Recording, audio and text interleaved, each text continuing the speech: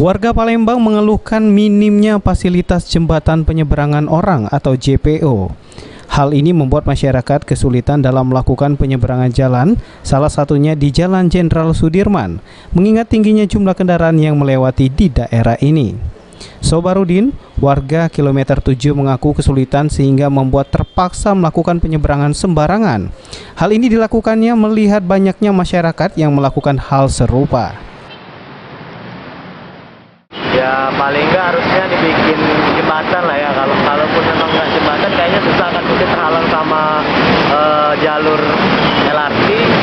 Mungkin pakai ini aja zebra cross gitu kan, jadi enak kita nyebrang pakai rambu-rambu gitu. Kita ngeri juga soalnya lumayan bahaya sih.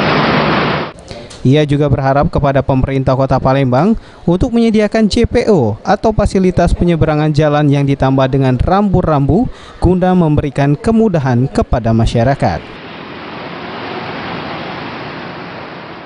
Amanda Lydia, PAL TV.